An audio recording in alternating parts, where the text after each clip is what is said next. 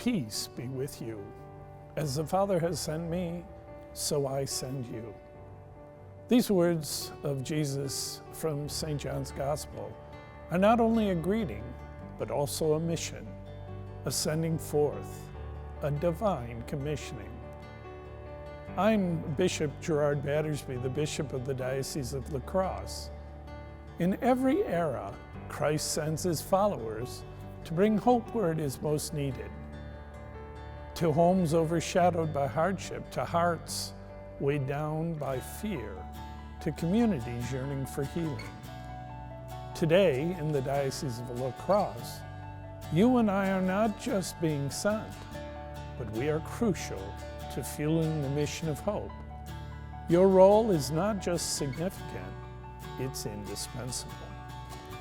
Through the Diocesan Annual Appeal, our Church extends Christ's peace and his presence in practical, life-giving ways. For instance, your contribution could help fund our youth formation programs, provide care for the sick and vulnerable, or support our seminarians in their journey to the priesthood. Your generosity supports our seminarians, especially as they prepare for the priesthood, our teachers and our catechists as they form the youth, and others in our formation programs to become future disciples, in our care for the sick and vulnerable, such as those who find hope at the House of Mercy, and many others who experience Christ's love through our various pastoral ministries, bringing the good news to every corner of our diocese. Catholic stewardship, I think, extends a lot to in Genesis when Adam and Eve, they're given this care and dominion over all the earth.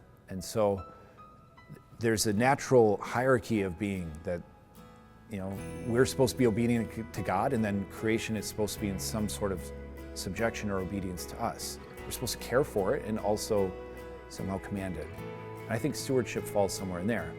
Yeah, there's a portion of the Diocesan Annual Appeal that goes to the vocations office for the education of priests. So a lot of that goes towards tuition, much like it did for me when I was in seminary, to ensure that it's possible for men pursuing the priesthood to actually have funds available such that they can actually take classes. For any man who's unsure of his vocation, the seminary is a great place to take that time to discern that vocation. They're going to have both the resources, the spiritual direction, the psychologist, the formators, the rector. Everyone there is there to support your vocation and discernment towards that vocation. Stewardship is very important. It's something that we come to understand as a church as a giving of self, of being able to be grateful for what we've been given, and then giving of that generousness that's been given to us and giving it back. Through that giving of self, it helps us to recognize the humanity of each other, and as a priest, it's ever more important because that's what your job is. You're just giving of what you have been given, what Jesus asks you to do. He calls you to prayer every day, and then he calls you to pray for your people. Every person is a living witness. I often say to parents, be careful of what you do, because children don't always listen to what you say, but they always see what you do.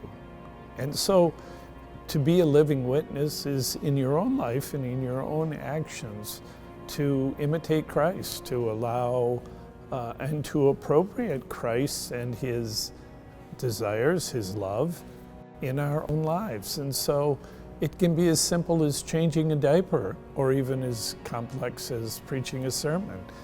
These are all ways in which we can present the Savior to the world. We don't have to be experts in eloquence. We have to be experts in love. And that means But when people see love expressed in your life, they're willing to listen to you because you're not just someone who is teaching them, you're someone who is living the faith. Catholic schools, the importance or why we exist is to help children, help our students develop a relationship with Jesus. It is the most important thing that we do, is bringing our children, bringing the students to Jesus. The support that we receive from our communities, that community aspect of service, our students serving out within their community, the community returning that service to our schools, that is just a bond that our students have, our teachers have with their surrounding community. It's really remarkable to see in action, but it's amazing to feel. The idea to start the House of Mercy was that there was no other shelter in this county for women and children, homeless women and children. We are helping people that nobody else wants to help.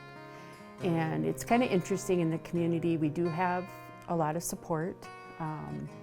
Some people are not as favorable because they feel like we're bringing in, people with more problems and more of a drain on the society, but that's anywhere you go, But I personally, I just feel like the way Catholic Charities helps the poor and helps those that need help is just amazing. And for myself, for the work culture, it's been just phenomenal. I mean, I don't even feel like I'm in a job. I feel like it's just part of my family, So it's been an amazing support, great work culture. And in a world that often feels fractured and uncertain, the Church must continue to serve as a beacon of hope, unity, and mercy. So I invite each and every one of you, prayerfully and joyfully, to join me in this mission. Your unique role, whether it's through prayer, your time, or financial support, is crucial for the Church to accomplish its mission fully. As we go forth, let us rest surely in the words of Christ. As the Father has sent me, so I send you. Together, let us go, feeling hope in our diocese and beyond.